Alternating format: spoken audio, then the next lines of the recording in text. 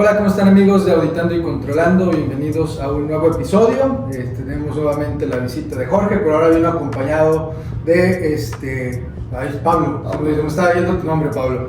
Bienvenidos, ¿cómo están? Bien, muchas gracias. Muy bien, muchas gracias nuevamente. Qué bueno, pues qué padre y muchas gracias porque me contactaste. Tuvieron un evento aquí el día de ayer con ciertas empresas promoviendo los servicios de la firma. Me tuve ahí la invitación, los pude acompañar, estuvo padrísimo. Muchas felicidades. ¿Cómo se sienten? ¿Cómo les fue? ¿Qué nos pueden platicar? Si quieres, arráncate, George. La verdad es que Monterrey es un mercado que es muy interesante para nosotros, desde el tamaño de las empresas industriales como también los grandes corporativos que están aquí.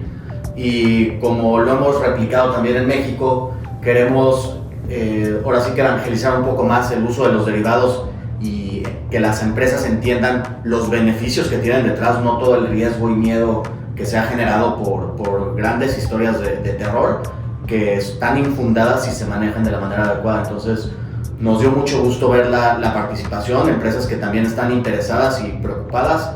No me quiero adelantar, pero un poco más en la plática, ver cómo justo hoy en día para estos temas de los aranceles también los derivados pues pueden ser nuestros amigos, ¿no? Si se manejan de la manera adecuada. Totalmente de acuerdo, y ahorita vamos a platicar cómo entra todo este rollo en lo que es el lenguaje de riesgos, controles, auditorías, etcétera.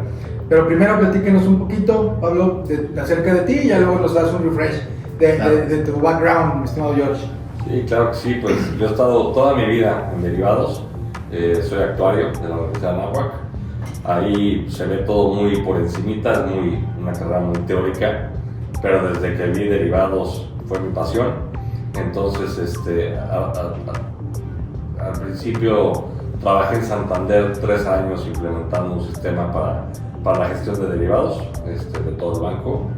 Luego me fui a crear el equipo de evaluación en PwC, también enfocado mucho más a temas regulatorios, mucho más como apoyo a los equipos de auditoría para asegurar las mejores prácticas, registros contables, etcétera. Correcto.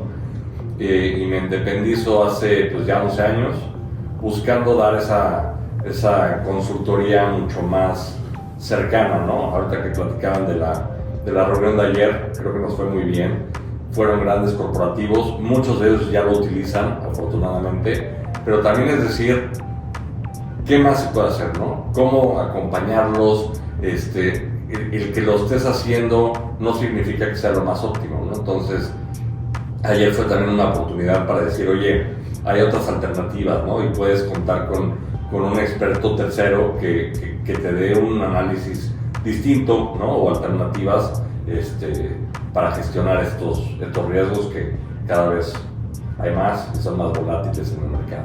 Sí, y ese tema de la consultoría externa sí genera mucho valor porque ves problemas similares en la misma industria o en diferentes industrias y tienes una visión quizás un poco más amplia porque siempre el cliente te reta y entonces te lleva a ti a ser más creativo, a generar nuevas ideas, iniciativas y después poderlas replicar en otros lugares donde pues tenemos un trabajo, una industria, un tamaño de transacciones, etcétera, y pues ya lo tenemos como que dentro de un cuadrito, ¿no? Ayudamos nosotros a que ese cuadrito se haga redondo, que se haga más grande en el tipo de consultoría que sea, en lo que hacen ustedes y también lo que hacemos nosotros en la parte de gestión de riesgos y controles y auditorías. Pues bienvenido, qué bueno que estás por acá. Dios, platícanos así muy rápido un refresh. Muchas gracias, mi nombre es Jorge Herrera, soy también socio de evaluación en GBS. Tengo ya 9 años trabajando en la empresa, soy economista de la Universidad de Anáhuac, posteriormente hice un MBA en Australia y una maestría en emprendimiento en Francia. Como verán, estamos muy metidos en el tema de derivados, no únicamente en la evaluación y su registro contable, sino que también en estrategias de asesoría para ayudar a las empresas a que puedan cubrirse ante estos riesgos que estamos viendo hoy en día en el mercado. Padrísimo, y pues de eso se trata precisamente el día de hoy, todo el ruido que ha salido con que si aranceles, con que si los ponen, con que si los quitan, etcétera. Entonces podemos ver cómo podemos navegar por esa incertidumbre del tema arancelario utilizando el tema de los derivados como una de las diferentes maneras que podemos atenderlos de mejor forma. Y ahí me gustaría pedirles pues, que nos den una introducción así, más o menos rápida, de cómo este tema de los aranceles afecta a las empresas o los puede afectar, si es que se llegan a materializar en porcentajes pequeños o en porcentajes amplios, y cómo esto se puede atender de alguna forma general con el tema de derivados. De acuerdo, muchas gracias. La verdad es que yo creo que varios de los especialistas y financieros que están en el ámbito esperaban una segunda presidencia de Trump volátil, en línea con lo que nos pasó durante la primera. Durante la primera igual recordaremos que el tipo de cambio sufrió muchísimo, las tasas de interés empezaron también a sufrir, pero prácticamente todo lo que vivimos en esa primera presidencia eran por amenazas que nunca se llegaron a concretar. Eran tweets de que iba a hacer algo, que al final se arrepentía. Nada más que esta segunda presidencia llega, ahora sí que pareciera en esteroides, ¿no? O sea, llega amenazando, pero cumpliendo muchas de sus amenazas. Entonces, no solo se pasa por arriba el nuevo Tratado de Libre Comercio que él firmó, sino que empieza a poner castigos puntuales a países que son claves para cadenas de suministro, ¿no? Entonces, el tema de los aranceles afecta directamente a las empresas que importan o exportan a Estados Unidos, que están sujetas también a la producción con base en las materias primas donde está poniendo los aranceles. Los aranceles no es más que otro impuesto, pero un impuesto directo a la importación o exportación, y que afecta a esas empresas. No hay que quedarnos con ese único efecto, ¿no? Hoy en día piensas, si yo no produzco con acero o aluminio como la empresa de la automotriz, a mí no me va a afectar porque yo no estoy sujeto a ello. La verdad es que sí. El problema de estas amenazas, de estos aranceles, es que se trasladan a la economía real. De por sí venimos de una época que la inflación fue difícil de controlar. Ahora con estos nuevos aranceles y estos nuevos tratados, donde nos va a costar más importar o traer material que es vital también para la producción de muchas industrias en México, pues eso va a afectar también a los precios. Y finalmente, lo que también ya estamos viendo y muchos economistas nos están diciendo es que el crecimiento de este año del país va a estar cercano a cero, en línea con muchas economías a nivel global, ya que también esta afectación de los precios de las cadenas de suministro pues también va a afectar al crecimiento de las empresas. Esto que sucede, que tengamos mayor volatilidad en el tipo de cambio, mayor volatilidad en las materias primas que están dentro de estos acuerdos donde va a haber tarifas más caras, y también pudiera verse afectadas nuevamente las tasas de interés que esperábamos que ya empezaran a bajar. Perdón, porque si se implementan o si no se implementan igual, ¿no? O sea, esta semana, el viernes terminó el tipo de cambio abajo de 20, están 19 saltos. Lunes y martes llegó a 20.80 el tipo de cambio, y hoy, que ya dijo que da un plazo de 3 meses más, baja a 20.30, ¿no? Entonces, eso para cualquier empresa, una subida, bajada de 50 centavos en un día, es una locura, ¿no? Y genera una incertidumbre y un miedo terrible, ¿no? O sea, los financieros se levantan a ver cómo está el tipo de cambio, y si no estás cubierto, pues es algo bastante estresante, ¿no? Sí, y precisamente esos temas nosotros los vemos desde las metodologías de gestión de riesgos dentro de un mapa de calor, donde tienes tanto el impacto como la probabilidad de ocurrencia. Ahorita ya mencionaron algunos de los riesgos que aparecen. ¿Ustedes cómo los han visto en las empresas a las que asesoran, que los evalúan y los ubican dentro de esos riesgos estratégicos, obviamente, y que también luego se convierten en operativos? ¿Ustedes cómo los han visualizado? Primero los vemos más nerviosos, preocupados, generalmente en todas las industrias. Hay quienes hacen lo que se debe hacer inicialmente, que es tener un diagnóstico previo, ¿no? Que al final este diagnóstico no es más que saber si sube el tipo de cambio un 2%, cómo te pegan en tu flujo, cómo te pegan tu P&L, cómo te pegan tus márgenes, o si bajan las tasas, o si sube el precio del aluminio, ¿no? Entonces, primero es tenerlo identificado, después es actuar, ¿no? Como decía, ¿no?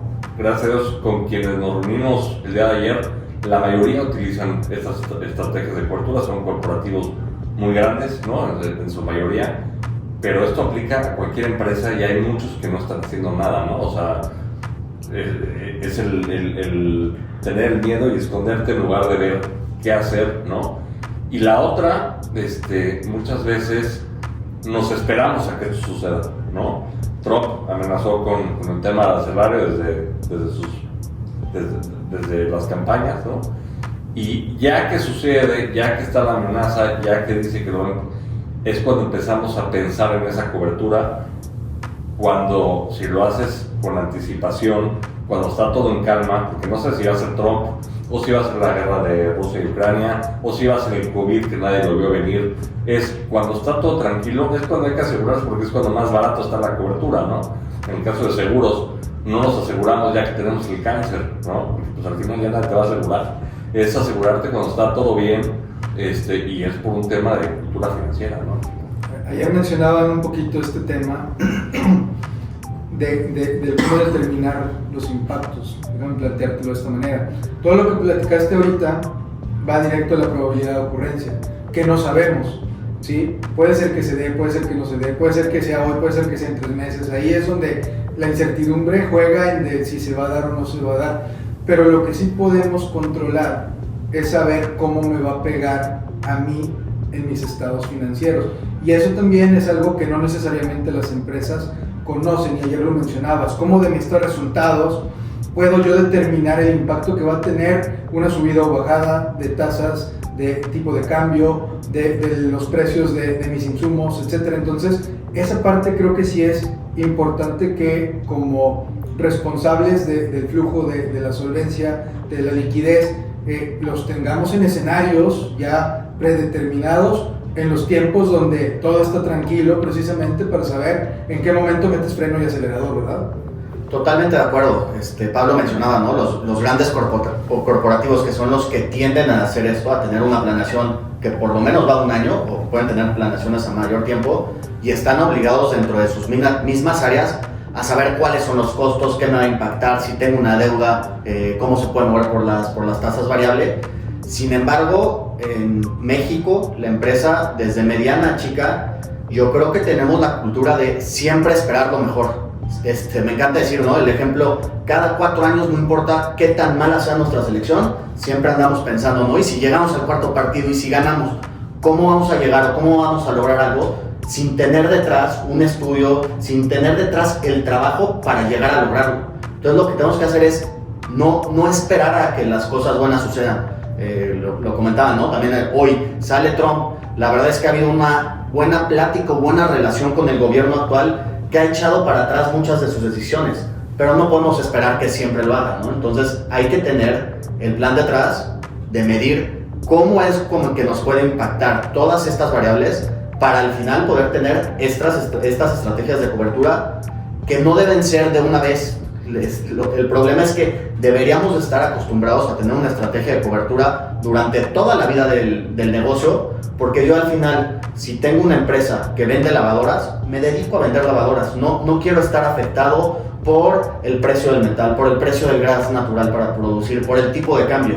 Yo tengo un margen porque soy muy bueno produciéndolo, tengo una muy buena estrategia comercial y las vendo y llego al público. Entonces ahí tiene que estar mi utilidad, no en variables que yo no puedo controlar.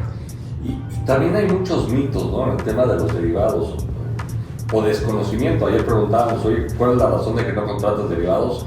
Y había unos que decían por desconocimiento, porque sí, al final se cree que los derivados pueden ser muy complejos, se cree que los derivados son costosos, se cree que los derivados son del diablo, ¿no? Por malas prácticas que han habido en el pasado, las grandes historias que ya todo el mundo conocemos, y no nos preguntamos, oye, ¿qué pasó ahí, no? Tal vez fue un tema de control, tal vez fue un tema de apuesta, tal vez...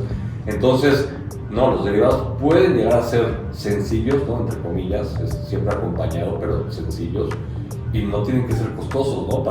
Para cubrirte, ni necesitas contratar volúmenes muy altos, pero por el desconocimiento la gente no los utiliza. Sí, y es donde precisamente se hace la sinergia de todo el tema de gestión de riesgos de los sistemas de control con estas estrategias que se vuelven no nada más de cobertura, sino estrategias de negocio, donde me da a mí la tranquilidad de que tengo la visibilidad sin tantos brincos de lo que va a pasar hacia adelante porque ya me cubrí por adelantado. Entonces, eso hay negocios donde ya tienen un nivel de madurez suficiente para poder incorporarlo como parte de su estrategia de negocio y planchan el riesgo y planchan la incertidumbre y pueden hacer mejores decisiones de largo plazo porque ya tienen un poco más de control sobre lo que va a suceder. Ya te peleas más bien por las ventas, por los costos, por los gastos, pero la parte de esos brincos en tasas, en precios, en precios de los commodities, en tipos de cambio, pues lo vas reduciendo el impacto que pudiera tener y eso te permite tomar mejores decisiones. Para esto vamos a suponer que ya conocemos, hicimos los escenarios, sabemos cómo nos va a pegar, cuál es el impacto y determinamos que es un impacto fuerte, necesitamos que ahora con el tema de los aranceles hacer coberturas. ¿Cuáles son los que ustedes recomendarían como derivados que nos pueden servir mejor para esta situación que estamos viviendo y que después se pueden incorporar como parte de la estrategia de negocio?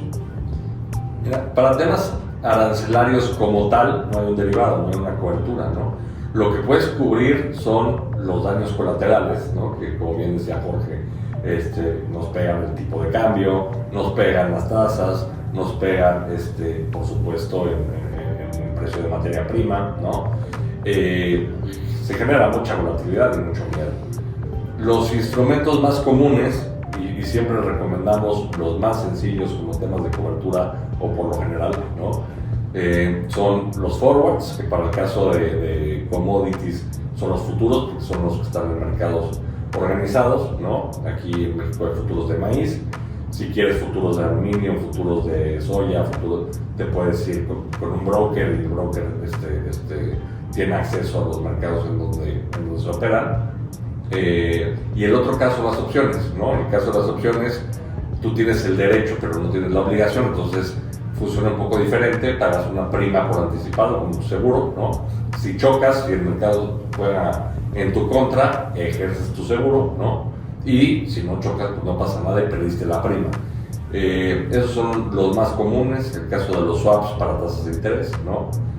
Hoy en día también decimos que como se espera que las tasas bajen, aquellos que les da miedo que las tasas suban o que tienen una deuda a tasa variable y que la quieren cubrir, tal vez el swap no es la mejor alternativa, sino con opciones, le pones un techo, le pones un piso y bajas ahí un poquito el costo de oportunidad, ¿no? Pero al final son instrumentos muy sencillos, tú pactas un precio, ¿no?, al futuro, ¿no? Si tienes la obligación de comprar dólares en octubre del 25, desde hoy puedes pactar a cuánto comprar esos dólares, ¿no? Y tatán, se acabó. Tienes esa obligación, dependiendo de cómo se va moviendo el tipo de cambio, pues vas ganando perdiendo en el derivado, pero lo que vas ganando en el derivado lo pierdes en tu operativa diaria, ¿no? Lo que vas perdiendo en el derivado lo ganas en tu operativa diaria y al final haces un match. Tú lo único que estás haciendo es asegurar tu precio futuro, ¿no? Correcto. Y por ejemplo, si soy una empresa que no tengo ni el conocimiento ni los usos y costumbres de manejar los derivados, George, ¿cómo me acerco contigo y qué es lo que me vas a preguntar? ¿Qué información tengo que compartir contigo para que empieces a hacer un assessment de por dónde me puedes ayudar y que yo empiece a involucrarme en ese lenguaje y en el entendimiento de todos los beneficios que esto conlleva? Me encanta la pregunta porque primero creemos que los derivados son peligrosos, ¿no? Pero lo peligroso es o no conocerlos y empezar a operarlos mal, o conocerlos y no usarlos para un tema de cobertura. Entonces, dentro de lo más importante para entender a la empresa, porque siempre primero hay que entenderla para poder proveer una solución, una estrategia. Al final, ellos son especialistas en su negocio, saben mucho mejor lo que hacen y nosotros al final proveemos una herramienta para apoyarlos en temas de riesgos. Entonces, lo más importante es entender los flujos, al principio entender si mis flujos están en distintas monedas, cuáles son los ciclos de pago. Por ejemplo, tuvimos una vez un cliente que sí usaba derivados y usaba derivados una vez que le facturaban. Sin embargo, a mí cuando me facturan, yo desde antes ya había tenido pláticas contigo, el equipo comercial ya había estado negociando el precio, ya habían prácticamente pactado y posteriormente por términos de pagos hace la factura a 30 días, a 60 días y dejas ese gap. Entonces hay que entender perfectamente dónde está el mapeo de los riesgos, para poder identificar dónde es donde tenemos que aplicar las estrategias de cobertura. Como segundo punto, también entender cuál es el personal de la empresa, quién podría estar operando los derivados, y ahí es donde sugerimos tener también una capacitación para que se entienda por lo menos los términos generales y cómo funcionan los derivados. Tenemos el gran problema también los financieros y los que estamos metidos en el ámbito de los derivados, que nos encantan usar nombres súper complicados, ¿no? Entonces de repente podrá llegar el banco y te ofrece una gaviota, y si el mark to market llega a esto y el threshold, y te empiezas a volver loco y dices, ¿sabes qué? No me voy a cubrir, me están diciendo palabras que no entiendo, mejor ni me meto, ¿no? Y al final la verdad es que es muy fácil de entender si se explica también de la manera adecuada, ¿no? Un mark to market, por ejemplo, no es más que un diferencial de lo que vas ganando o lo que puedes ir perdiendo en el derivado. Entonces, al momento de la empresa entender y sintiéndose cómoda, de que entienden, de que tienen a alguien que los va a acompañar al principio, porque no es únicamente la capacitación y nos vamos, ¿no? Es capacitación, entender, llevarlos de la mano, platicar con los bancos, asegurar que el derivado que estén usando primero cumpla con los requisitos de riesgo de la compañía, y segundo también que sea contratado a un precio justo. En temas de tipo de cambio, cualquiera que se meta hoy en día a una página de internet va a poder ver en cuánto está el tipo de cambio, ¿no? Entonces el banco no va a llegar y me lo va a poder vender 20 o 30 centavos más caro si lo estoy viendo en mi pantalla. El problema con los derivados es que, como es a futuro, necesitan técnicas de evaluación o herramientas un poco más sofisticadas, y no todo el mundo puede tener acceso a esos precios. Una vez ya habiendo planchado todo este proceso con la empresa, lo que nos gusta hacer o lo que recomendamos es dejar una política y un manual operativo para que ahora la empresa pueda hacerlo de manera autónoma. O sea, la idea no es quedarnos con ellos para siempre, que se queden con el know-how. Podemos dar después sesiones de seguimiento que nos digan, ahora las condiciones de mercado cambiaron, ahora me están ofreciendo este derivado que no entiendo, para seguir complementando esos pasos que ya fueron dando, pero bueno, buscando que se quede como algo recurrente que la empresa haga. Y como les comentábamos, no es nada más cuando está el riesgo y cuando percibo que algo malo puede pasar, sino lo ideal es tenerlo implementado durante todo el tiempo, para que con esos ciclos donde sube, baja, ciclos económicos que te van afectando, tú al final busques tener un margen donde seguramente habré tenido ganancias y pérdidas en el derivado, pero lo que yo busco es tener una operativa que sea rentable a nivel P&L o a nivel EBITDA. Y al final del día tienes que ayudarlos a que vayan creciendo en el nivel de madurez, del entendimiento, de los conocimientos, de la creatividad que se puede tener, de la visión de negocio que se puede construir con todas estas herramientas. Y lo que también me gustaría preguntarles es, vamos a suponer que en el mismo escenario hice todos mis cálculos, salió que sí, que no sé qué, pero no quise meterme porque tenía este desconocimiento del que nos acaban de platicar. En empresas donde han decidido no integrar estas herramientas, estos beneficios, ¿qué han visto que sucede? ¿Cuáles han sido los impactos más fuertes que les ha tocado ver con un prospecto que hablaron, que no sé qué, al final no se hizo, y luego regresa y les platica, es que, ¿qué crees? ¿Te acuerdas que no lo hicimos? Me pasó esto. Un par de ejemplos que nos puedan compartir. Sí, siempre sucede, ¿no? Raro, porque en los últimos años que se esperaba el tipo de cambio en el 21, 22 y era el superpeso, ¿no? Ahí era al revés, ¿no? Ahí nos decían, oye, no que me cubriera, mira, están 17, 18. Sí, pero no sabemos en cuándo, ¿no? Y cuando sucede es cuando ahí sí ya llegan como perrito regañado a, oye, me hubiera cubierto. Pero otra vez, no es hasta que sucede, es precisamente cuando está la calma, cuando está el superpeso, cuando tenemos esos costos accesibles. Entonces sí nos ha pasado mucho. Con el tipo de cambio, pues obviamente es el más común. Pero tú ves las gráficas de los precios de materia prima, son una locura, ¿no? Ya sabemos que 1 o 2 veces al año va a haber un tema de gripe aviar o de gripe de porcina, ¿no? Y viene ahí la crisis con el tema del precio del cerdo, el gas natural, que todos estamos expuestos al gas natural. Entonces, sí sucede pues lo mismo, ¿no? O sea, al final tienen esa pérdida porque otra vez, cuando necesitamos derivados, es muy fácil identificar un estado financiero, ¿no? Ahí ves las pérdidas o ganancias cambiarias, ahí ves los costos ¿no? De la materia prima, cómo te sube mes a mes o cómo te baja mes a mes, y cómo tienes esa volatilidad en tu estado financiero y financiamiento, ¿no? Entonces, se identifica muy fácil y muchos de ellos pues no lo contratan y llegan a quererlo contratar cuando ya no es lo más óptimo, ¿no? Que igual siempre lo vamos a recomendar, ¿no? El COVID pasó, llegó el tipo de cambio a casi 25 y la gente se empezó a cubrir, entonces tuvieron coberturas a 27 pesos para todo un año, ¿no? Por eso las coberturas tienen que ser periódicas, tiene que haber ahí un esquema, digamos, escalonado, cubriendo poco a poco, ir acoplándote al mercado, ¿no? Entonces hay muchas buenas prácticas que se pueden adaptar, ¿no? Para cualquier compañía. Sí, y normalmente ese tipo de impactos sí son porcentajes fuertes dentro del estado financiero, como bien mencionas, ¿no? O sea, ves los trancazos en la parte de financiamiento, ves los trancazos en la parte de los costos.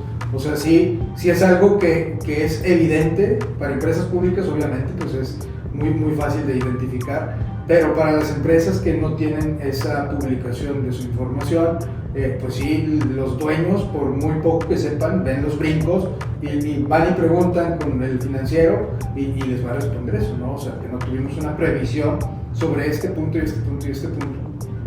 Y es donde se tiene esa área de oportunidad para ir, como dices, evangelizando, así como nosotros el lenguaje de riesgos es evangelizarlo, también el uso de las herramientas como los derivados, para que se pierda ese desconocimiento, se pierda el miedo y se empiece a ver con buenos ojos como una forma de evitar tener que dar explicaciones negativas a tus jefes, ¿no?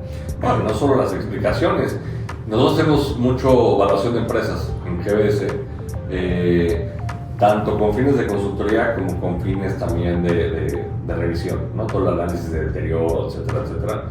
Hay muchas empresas que tienen inversiones, por ejemplo, en Venezuela, en Argentina, en varias partes de Latinoamérica, que por el simple hecho de la moneda, ¿no? de un efecto cambiario, caen en deterioro, ¿no? Entonces, también es algo que utilizamos mucho para decir, oye, es un riesgo no solamente de decirle a tu consejo, ¿no? Sino inversionistas, temas contables importantes que sí te afectan de una manera significativa. Sí, y todo este acompañamiento también viene de la mano de una buena implementación de controles y de indicadores para que precisamente haya esa visibilidad y esa transparencia en que lo que estamos utilizando viene apegado a la estrategia del negocio, al apetito de riesgo de los dueños, de los accionistas, de la misma dirección general y de su equipo ejecutivo. ¿Cuáles son los principales controles que nos ayudan a tener un sistema de gestión robusto para poder utilizar la herramienta con toda transparencia y confianza? La verdad es que a partir de la crisis del 2008, las normas contables que por lo menos aplican cierto grado de empresas se han vuelto mucho más exigentes. Entonces ellos nos han dado las herramientas, mejores prácticas para poder dar cumplimiento a este tema de el usar derivados sin llegar a ser un riesgo o sin tener que ser especulativo.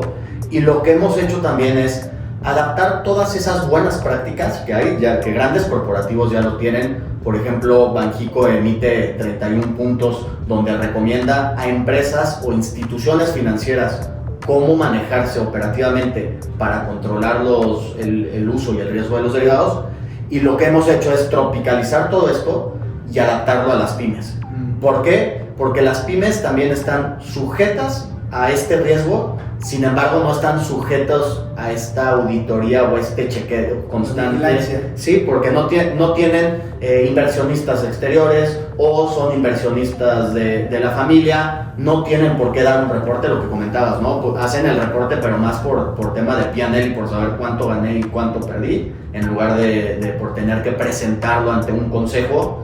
Y lo que nosotros hacemos es todo esto que va desde la medición de riesgos, es donde empieza a entender perfectamente cuáles son mis riesgos, medir cuánto puedo ganar, cuánto puedo perder, cuánto estoy dispuesto, porque hay industrias donde los márgenes operativos son más holgados, ¿no? Entonces, ahí me podrían decir, ¿sabes qué? Yo sé que tengo un riesgo de tipo de cambio, pero me va a afectar el margen, me lo puede bajar en el peor de los casos de 20 a 15%. Y sigo operando natural, no tengo el riesgo de no poderle pagar a mis empleados, puedo repartir utilidades. Ok, entendería el por qué no hacer un derivado o no cubrirte todo el tiempo. Sin embargo, también hay industrias que están sujetas, como la comercialización, a un margen muy pequeño, donde una caída del peso del 10% puede afectar tus márgenes, puede cambiar de que sea positivo o a negativo. Entonces, entender perfectamente cómo nos afectan. Posteriormente es el diseño de la estrategia, y todo esto se plasma en una política.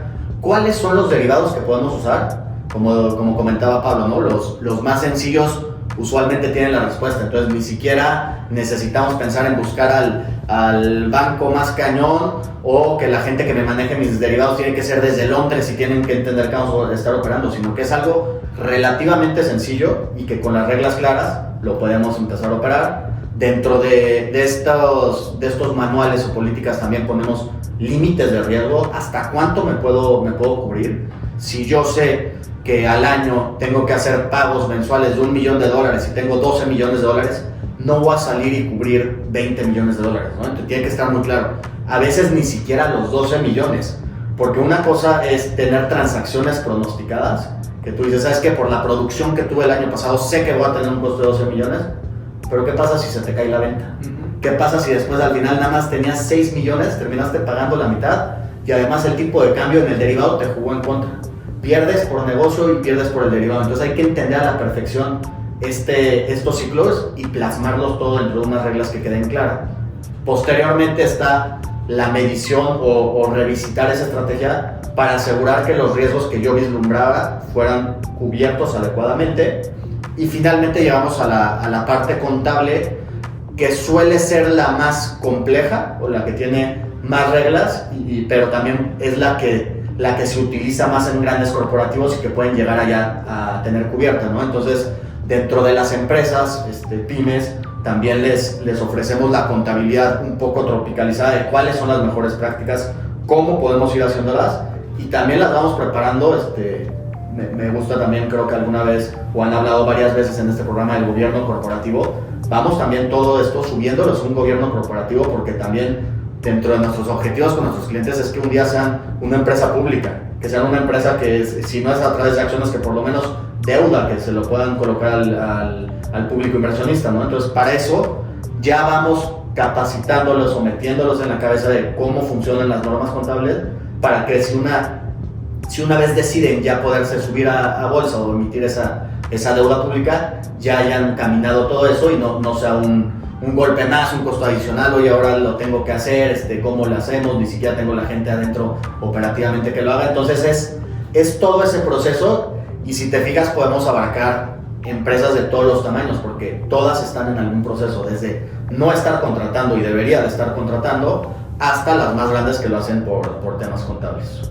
Sí, y vas construyendo el mindset, ¿no? De que todo tiene que ser ordenado, dejarse documentado, trazabilidad de la información, participación de diferentes áreas, el tema de segregación de funciones también muy importante, los límites que mencionas, pues sí hay unos límites dentro de los que vamos a operar para que haya cierta agilidad, pero sí necesitamos, por una situación particular, algo más amplio. Tenemos que irlo escalando hasta los niveles donde se tenga la responsabilidad, el conocimiento y digamos que la experiencia necesaria para tomar esas decisiones, ya que pudieran tener un impacto bastante fuerte en la estrategia que se está siguiendo como negocio.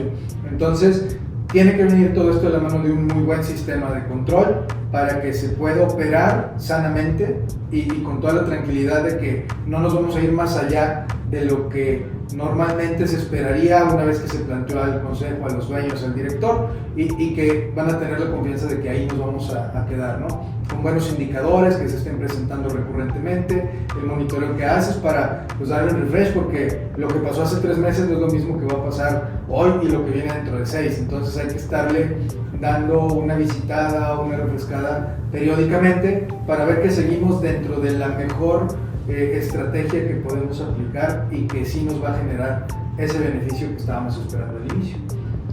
Y las historias de terror que todo el mundo conoce con los derivados es precisamente por no haber tenido esto, ¿no? Que es lo que más tratamos de evitar con una política: segregar funciones, estar revisando la posición, que no el que toma la decisión es el mismo que autoriza y el mismo que monitorea. Entonces, todo esto también se hace precisamente por el mismo miedo que tiene el mercado de los derivados, ¿no? Sí. Y ahí es una regla de negocio general, todo lo que comentabas de tener documentado, tener estos planes. Hoy en día estamos viendo, este es por el lado de evaluación de negocios, pero en el mercado, muchas empresas que la primera generación creó el negocio, lo creció, la segunda lo creció todavía más, la tercera hoy en día no quiere dedicarse a eso, quiero ser influencer, quiero estudiar aeronáutica, algo distinto, y no están interesados en el negocio. ¿Qué pasa hoy en día? Que se nos acercan esa segunda generación que ve que no va a haber un plan de asociación y nos dice, oye, quiero vender la empresa. La empresa, si está bien documentada, tiene todos los procesos claros, vale más, porque tienen el know-how, ellos ya lo crecieron y lo tienen aparte plasmado para que si alguien quiere invertir en esa empresa y tener ahí, hacerla redituable, crecerla, integrarla en otro, ya tienes todo el plan de vuelo, que si no lo tienes, prácticamente es como si estuvieras comprando o la marca, o las máquinas, o activos que no tienen el valor plasmado, como si fuiste documentando todo. Entonces, es lo mismo con derivados. Si tú documentas tus procesos, si tú vas teniendo dentro del consejo presentaciones donde haces los reportes, inclusive cuando haya rotación de tu recurso humano, no vas a tener que volver a contratar a un especialista para que les explique otra vez, oye, ahora necesito otra capacitación. No, tú ya documentaste todo y lo tienes para poder seguir teniendo el proceso sin importar quiénes sean las personas que lo estén llevando a cabo, y eso es lo que nosotros también buscamos. Sí, hace rato que mencionaba el que se operen con tranquilidad, también me refiero a que precisamente el valor de la compañía, cuando hablamos de un tema de que se va a transferir, a vender, a fusionar, lo que sea, viene de la mano de la confianza. Entre más confiable sea lo que me estás mostrando como es tu empresa, más valor le voy a poder asignar yo. Si yo veo que hay cosas que están a medias, hay cosas que no están documentadas, dependes mucho de las personas, o sea, todo eso, pues sí, tienes una empresa exitosa porque la Virgencita te ha ayudado, pero no tenemos la tranquilidad de que vaya a seguir funcionando de la misma manera exitosa a lo largo del tiempo. Y lo mismo es precisamente con las estrategias de derivados. Si no tienes bien documentados los escenarios, los criterios, lo que se consideró para tomar las decisiones, cómo se ha ido moviendo, todo eso pues te resta experiencia, conocimiento y no lo puedes replicar y volver a aplicar de la misma manera exitosa. Tienes que muchas veces regresarte otra vez a hacer el análisis como si no lo hubieras hecho nunca, porque te falta la persona, el contrato, lo que sea. Entonces sí es importante que todo esto venga de la mano de un buen sistema de control, de una buena documentación, y en muchos casos ya de las herramientas tecnológicas donde metes absolutamente todo. Las herramientas, los GRCs, por ejemplo, donde puedes gestionar los riesgos, metes todos los datos y ya nada más le vas cambiando montos, fechas, participantes. O sea, ya es muy sencillo tenerlo actualizado y pasárselo a los expertos para que en función a eso, hazme la nueva estrategia. Entonces ahí van de la mano todas las especialidades. Muy bien, ahora, si nosotros quisiéramos implementar por primera vez esta estrategia, ¿cuáles son las 2 o 3 recomendaciones mínimas que nos darían para poder dar ese primer paso y darlo bien, bonito y que tengamos resultados muy exitosos? Pues ir paso a paso, ¿no? O sea, ir paso a paso me refiero primero a cuantificar ese riesgo, saber dónde estás parado, cuál es tu miedo. Después, prepararte un poco acerca de qué es un derivado. No tienes que ser experto, sí recomendamos siempre acompañarte con un asesor, ¿no? Por supuesto. Nosotros siempre decimos que GBS va de punta a punta, lo que necesites, ¿no? Somos pocos los que nos hemos preocupado por dar esa consultoría súper personalizada de entender dónde estás parado, ¿no? No voy a llegar a darte el mismo curso que se lo di a los otros 3 clientes de las normas contables. Es entender dónde estás parado y qué es lo que necesitas, y eso te lo puede dar un asesor. Y la otra es elegir la estrategia adecuada, ¿no? No me gusta a mí criticar a nadie, pero los bancos no son asesores. Los bancos llegan a venderte el producto, llegan a venderte el derivado, porque al final su incentivo y su bono te funcionan lo que te venden, ¿no? Entonces, acércate con alguien que no tenga ese conflicto de interés, ¿no? Que el objetivo sea entender exactamente tu negocio para que te recomiende las estructuras que hagan sentido con tu operativa diaria, ¿no? Yo creo que es lo más importante. Ya después vienen temas de evaluación, de adaptarte, temas contables, obviamente a los grandes corporativos les recomiendo que no tengan el resultado financiero una utilidad o pérdida impresionante con el tema de derivados. Sí puedes llevar una contabilidad de coberturas, ¿no? y reflejarlo de tal manera en el estado financiero. Pero para las medianas empresas y las pymes, que no le tengan miedo a los derivados, que se asesoren y que lo ejecuten y lo implementen. Yo añadiría una ahí. El simple hecho de que ya están pensando en contratar derivados y que quieran esa recomendación es bastante bueno. Entonces, lo que diría es no se rindan. No pasa de un día al otro, ¿no? Es como cuando yo implemento un nuevo RP. Te van a costar horas de trabajo para todos dentro de la empresa, para entender ahora cómo se usa, para hacer las conexiones, para asegurar que el sistema está adecuado. Con los derivados es similar, es todo un proceso para que al final puedas llegar a la etapa donde tú ya veas los beneficios que va a traer para la empresa, ¿no? Entonces, no vayas a empezar a contratar derivados y si tuviste una pérdida porque te jugó en contra, digas, no, ¿sabes qué? Por eso yo sabía que no funciona. Hay que verlo a largo plazo, hay que ver que tu equipo vaya entendiendo, hay que ver que vayas mejorando los procesos, y ahí sí te aseguro que si le das el tiempo, si te tomas la tranquilidad, si no te rindes, vas a llegar a un momento en donde vas a decir, ¿sabes qué? Es que siempre los debía de haber utilizado. Así como siempre, si tú tienes una flotilla de coches, siempre la tienes asegurada. Pues sí, ya lo entiendes porque lo has vivido, ¿no? He vivido que van a carreteras y los roban. He vivido que salen y chocan. Que tienen una falla mecánica y no responde la agencia. Pues es lo mismo con los derivados. Van a seguir pasando todas estas eventualidades que nos afecten. Y si tú te mantienes usando los derivados, te vas a acostumbrar a ellos y vas a entender mucho mejor los beneficios que pueden traer para la empresa. Y vivir más tranquilo. No levantarte a las 7 de la mañana a ver cómo está el tipo de cambio, ¿no? Si te dedicas a vender juguetes. Entonces... Sí, que eso sea la menor de tus preocupaciones. Padrísimo. Oigan, pues, muy interesante la plática. Muchas gracias por todos los comentarios. No sé si quieren dar un último mensaje para la gente. Comentarnos dónde están sus redes sociales, cómo se comunican con ustedes. Siempre puede ser a través mío, pero también pueden hacerlo directamente. Sí, ahorita dices de redes sociales, yo nada más decirles eso, que no le tengan miedo, que los derivados es algo muy positivo, si se saben utilizar adecuadamente, si no se especula, si no se hacen locuras, y si no hacen caso a lo primero que llegan a ofrecerte, si no tienes que tener a alguien de la mano, alguien que se preocupe por la empresa, por el bienestar, por cubrirla, y no es algo tan complicado.